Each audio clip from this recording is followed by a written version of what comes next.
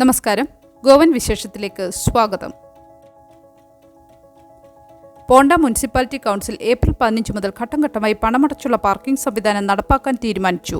1500 ഇരുചക്ര വാഹനങ്ങളും 600 നാലുചക്ര വാഹനങ്ങളും ഉൾക്കൊള്ളാൻ ശേഷിയുള്ള ഈ പദ്ധതി ആദ്യം തിരഞ്ഞെടുത്ത പ്രദേശങ്ങളിൽ നടപ്പാക്കും. പോണ്ട നഗരത്തിലെ ഗതാഗതക്കുരുക്ക് കുറയ്ക്കാനും പാർക്കിംഗ് സൗകര്യങ്ങൾ മെച്ചപ്പെടുത്താനുമാണ് ഈ നീക്കം. നരേന്ദ്രപൂർ, ആനന്ദ് റോഡ്, പോണ്ട പോലീസ് സ്റ്റേഷന് സമീപം, ഹനുമാൻ ക്ഷേത്രം മുതൽ പഴയ ബസ് സ്റ്റാൻഡ് വരെയുള്ള പ്രദേശങ്ങൾ ആദ്യഘട്ടത്തിൽ ഉൾപ്പെടും. നിലവിൽ പഴയ ബസ് സ്റ്റാൻഡിന് സമീപം പാർക്കിംഗ് സൗകര്യങ്ങൾ ഒരുക്കുന്നതിനുള്ള പ്രവർത്തനങ്ങൾ പുരോഗമിക്കുകയാണ്. ഹോട്ട് മിക്സിംഗ്, ഓപ്പൺ സ്പേസുകൾ, പാർക്കിംഗ് സൈനേജുകൾ, ലൈനിംഗ് എന്നിവ പുരോഗമിക്കുന്നു. പദ്ധതി പൂർണ്ണമായും നടപ്പാക്കാൻ 1 മാസം കൂടി വേണ്ടിവരുമെന്ന് PMC അറിയിച്ചു. ബോംബെ ഹൈക്കോടതി ഏപ്രിലിൽ സ്കൂളുകൾ തുറക്കുന്നതിനെതിരെ സമർപ്പിച്ച ഹർജി തള്ളി. പുതിയ അധ്യയന വർഷത്തിന്റെ തുടക്കം മാറ്റിവെക്കണമെന്നാവശ്യപ്പെട്ട് പനജിയിൽ നിന്നുള്ള ഒരു സംഘടന സമർപ്പിച്ച ഹർജിയിലാണ് കോടതി വിധി. ഏപ്രിൽ മുതൽ പുതിയ അധ്യയന വർഷം ആരംഭിക്കുന്നതിനെതിരെ 400 എതിർപ്പുകൾ ലഭിച്ചിരുന്നതായി ഹർജിക്കാർ ചൂണ്ടിക്കാട്ടി. എന്നാൽ പുതിയ മാർഗനിർദ്ദേശങ്ങൾ പ്രകാരം 1 മുതൽ 5 വരെയുള്ള ക്ലാസുകൾക്ക് മാർച്ച് 28 മുതൽ പരീക്ഷകൾ പൂർത്തിയാക്കി ഏപ്രിൽ 1 മുതൽ പുതിയ അധ്യയന വർഷം ആരംഭിക്കുമെന്ന് AG വ്യക്തമാക്കി. ഹർജിയിൽ ഉന്നയിച്ച വാദങ്ങൾക്ക് പരിഗണനാർഹമായ അടിസ്ഥാനമില്ലെന്ന് കോടതി വിലയിരുത്തി. പനാജി ജനറൽ ദേവിദാസിന്റെ ഉത്തരവിനെതിരെ ഹർജി നൽകിയെങ്കിലും ഡ്രാഫ്റ്റ് മാർഗനിർദ്ദേശങ്ങൾ പാലിക്കപ്പെടുന്നുണ്ടെന്ന് കോടതി വ്യക്തമാക്കി. പുതിയ അധ്യയന വർഷം സുഗമമായി ആരംഭിക്കാൻ ഈ വിധി വഴിയൊരുക്കും. കലങ്കുത്ത് ടാക്സി ഉടമകൾ ഗോവയിൽ ടാക്സികളെ ക്യാബ് അഗ്രിഗേറ്റർ സംവിധാനത്തിന് കീഴിൽ കൊണ്ടുവരാനുള്ള ഗതാഗത വകുപ്പിന്റെ നിർദ്ദേശത്തെ എതിർത്തു. തിങ്കളാഴ്ച നടന്ന യോഗത്തിൽ ടാക്സി ഉടമകൾ ഈ എതിർപ്പ് വ്യക്തമാക്കി. ടാക്സി ഉടമകളെ പ്രതിനിധീകരിച്ച് സംസാരിച്ച ആക്ടിവിസ്റ്റ് സുദീപ് തഹാൻകർ പറഞ്ഞു, മിക്ക ടാക്സി ഉടമകളും സ്വയം തൊഴിൽ തിരഞ്ഞെടുക്കാൻ ആഗ്രഹിക്കുന്നു. ക്യാബ് അഗ്രിഗേറ്റർമാരിൽ ചേരാൻ താൽപ്പര്യമില്ല. ആപ്പ് അധിഷ്ഠിത ടാക്സി സംവിധാനങ്ങൾ ചില രാജ്യങ്ങളിൽ പരാജയപ്പെട്ടിട്ടുണ്ടെന്നും അദ്ദേഹം ചൂണ്ടിക്കാട്ടി. പുതിയ സാങ്കേതിക വിദ്യകൾ സ്വീകരിക്കാൻ തങ്ങൾ തയ്യാറാണെന്നും പക്ഷേ പുതിയ സംവിധാനങ്ങൾ നടപ്പാക്കുന്നതിന് മുമ്പ് തങ്ങളുമായി ചർച്ച നടത്തണമെന്നും സുദീപ് പറഞ്ഞു. ഗതാഗത വകുപ്പ് യോഗത്തിന് വിളിച്ചെങ്കിലും ടാക്സി ഉടമകളുടെ പ്രശ്നങ്ങൾ പരിഹരിക്കാൻ താൽപ്പര്യം കാണിച്ചില്ലെന്നും പുതിയ നിർദ്ദേശങ്ങൾ മുന്നോട്ട് വെച്ചതായും അദ്ദേഹം ആരോപിച്ചു. ടാക്സി യൂണിയനുകൾക്ക് പുറമെ rent a cab, rent a bike, rickshaw യൂണിയനുകളും യോഗത്തിൽ പങ്കെടുത്തു. ഓൾഡ് ഗോവയുടെ സാംസ്കാരികവും ചരിത്രപരവുമായ പൈതൃകം സംരക്ഷിക്കാൻ പൗരന്മാർ ഒരുമിച്ച് പ്രതിജ്ഞയെടുത്തു. യുനെസ്കോ ലോക പൈതൃക സ്ഥലമായ ഓൾഡ് ഗോവ പോർച്ചുഗീസ് കാലഘട്ടത്തിലെ പള്ളികളും കോൺവെന്റുകളും കൊണ്ട് പ്രശസ്തമാണ്. എന്നാൽ അനധികൃത നിർമ്മാണങ്ങൾ, ഭൂമിമാറ്റം, വാണിജ്യ വികസന പദ്ധതികൾ എന്നിവ ഈ പൈതൃകത്തിന് ഭീഷണിയാകുന്നു.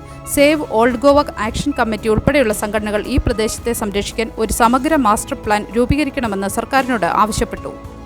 പൗരന്മാർ ഒപ്പിട്ട 34,170 പെറ്റീഷനുകൾ മുഖ്യമന്ത്രി ഡോക്ടർ പ്രമോദ് സാവന്തിന് സമർപ്പിച്ചതായി സമീപകാല റിപ്പോർട്ടുകൾ വ്യക്തമാക്കുന്നു. ഓൾഡ് ഗോവയിലെ ചാപ്പൽ ഓഫ് ദി മൗണ്ടിന് സമീപമുള്ള 100 മീറ്റർ നോ ഡെവലപ്മെന്റ് സോണിൽ അനധികൃതമായി നിർമ്മാണം നടക്കുന്നതിനെതിരെ ശക്തമായ പ്രതിഷേധമാണ് ഉയർന്നത്.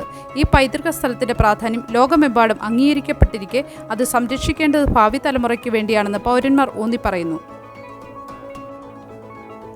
കേരിയിൽ 8 വിനോദസഞ്ചാരികൾ നിയമവിരുദ്ധമായി പാരാഗ്ലൈഡിംഗ് നടത്തി. പോലീസ് നടപടി സ്വീകരിച്ചു. തിരക്കോൾ തീരദേശ പോലീസ് ശനിയാഴ്ച കേരിയിൽ നിയമവിരുദ്ധമായി പാരാഗ്ലൈഡിംഗ് നടത്തിയ 8 വിനോദസഞ്ചാരികൾക്കെതിരെ നടപടി ആരംഭിച്ചു. മുംബൈയിൽ നിന്നുള്ള ഈ സംഘത്തിൽ 2 സ്ത്രീകളും ഉൾപ്പെടുന്നു. സ്വന്തം വിനോദത്തിനായി പാരാഗ്ലൈഡിംഗ് നടത്തിയ ഇവർക്ക് ഗോവ ടൂറിസം വകുപ്പിന്റെ അനുമതി ഉണ്ടായിരുന്നില്ലെന്ന് പോലീസ് പരിശോധനയിൽ കണ്ടെത്തി. അന്വേഷണത്തിന് ശേഷം ഈ നിയമലംഘനത്തിന് പിഴ ഈടാക്കാൻ ടൂറിസം വകുപ്പിന് കേസ് കൈമാറുമെന്ന് പോലീസ് അറിയിച്ചു. ജനുവരിയിൽ കേരിയിൽ പാരാഗ്ലൈഡിംഗിനിടെ 2 പേർ മരിച്ചതിനെ തുടർന്ന് ഗോവ ടൂറിസം വകുപ്പ് മോട്ടോർ, നോൺ മോട്ടോർ പാരാഗ്ലൈഡിംഗ് പ്രവർത്തനങ്ങൾ താൽക്കാലികമായി നിർത്തിവച്ചിരുന്നു. മഹാരാഷ്ട്രയിൽ നിന്നുള്ള ഒരു വിനോദസഞ്ചാരിയും നേപ്പാളിൽ നിന്നുള്ള ഒരു പാരാഗ്ലൈഡർ ഓപ്പറേറ്ററും കയർ പൊട്ടിയതിനെ തുടർന്നുണ്ടായ അപകടത്തിൽ മരിച്ചിരുന്നു.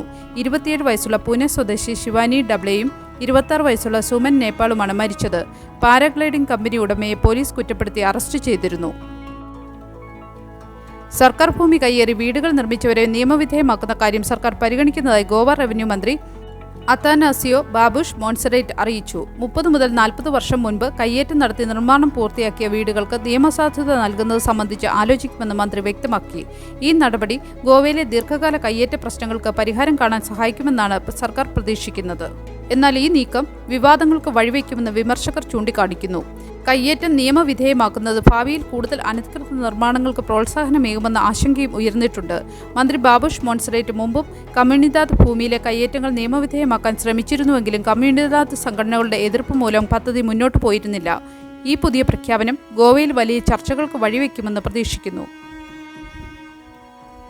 കൽപ്പ കൾച്ചറൽ അസോസിയേഷന്റെ മുൻ ജോയിന്റ് സെക്രട്ടറിയും ഹോണ്ടയിൽ നിന്നുള്ള അംഗവുമായ ശ്രീ ജോണിക്കുട്ടി സ്റ്റീഫൻ മാർച്ച് 24-ന് നിര്യാതനായി. അടക്കം 27-ാം തീയതി നെടുങ്കുന്നം സെന്റ് ജോൺസ് ഫെറോന പള്ളിയിൽ രാവിലെ 10:30-ന് നടക്കും.